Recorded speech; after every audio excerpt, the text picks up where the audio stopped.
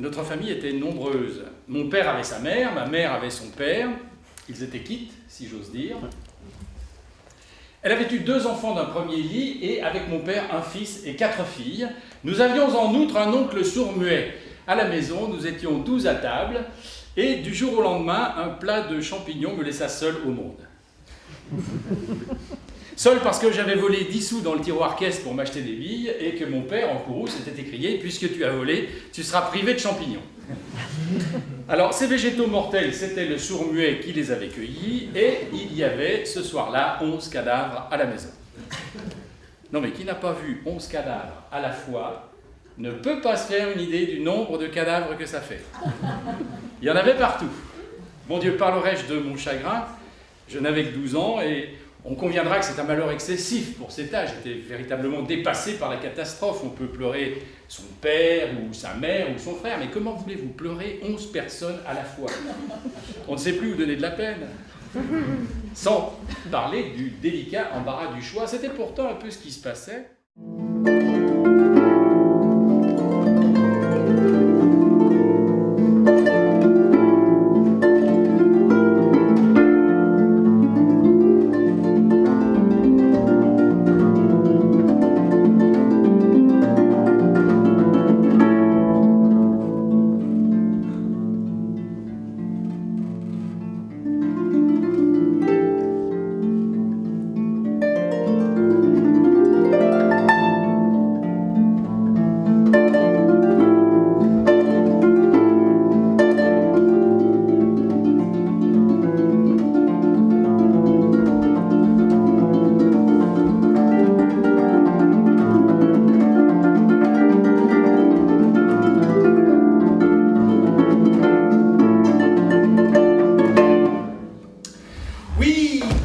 Où je vous vis, beauté féroce, vous me plûtes. De l'amour que dans vos yeux je prie, sur le champ, vous vous aperçûtes. Mais avec quel air froid vous reçûtes les soins que pour vous je prie. Même un jour, je vous écrivis un billet tendre que vous lûtes. Et je ne sais comment vous pûtes avec froideur voir ce que je mis. Ah, fallait-il que vous me plussiez? Qu'ingénument je vous le dise, qu'avec dédain vous vous tussiez, fallait-il que je vous aimasse, que je m'opinatrasse, que vous me dédaignassiez pour qu'enfin vous m'assassinassiez. On s'observe 3 semaines, on s'aime 3 mois, on se dispute 3 ans, on se tolère 30 ans,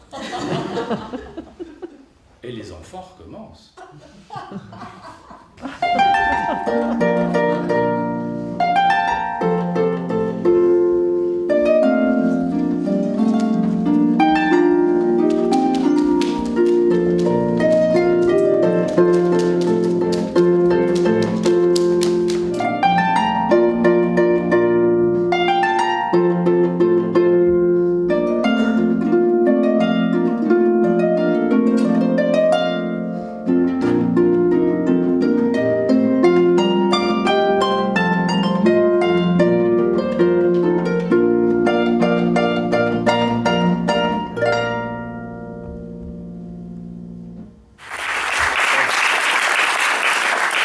Avant que vous n'alliez dire du mal de nous, braves gens, prenez garde aux choses que vous dites.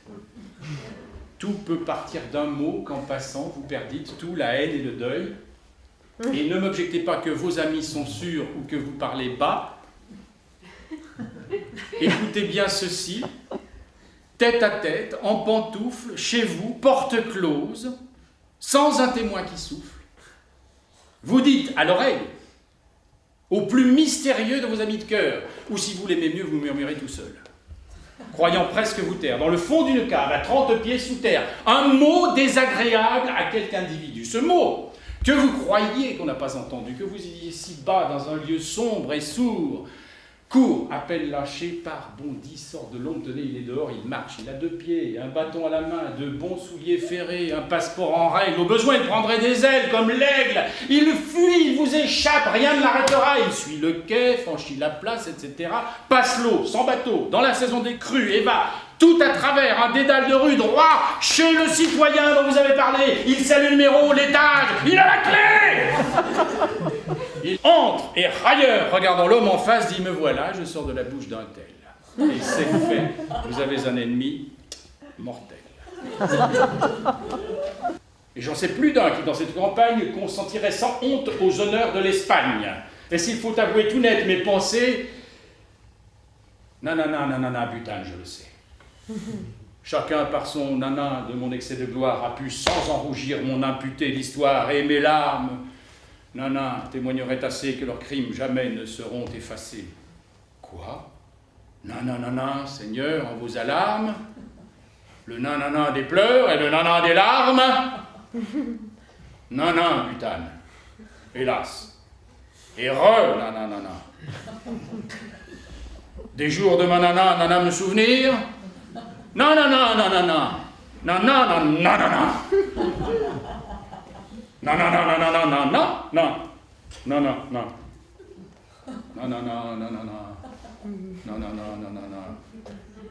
Oui, bon, à partir de ce moment-là, ça devient plutôt vague. C'est à ce moment-là que j'ai dû m'endormir. Alors, ma mémoire aussi, forcément.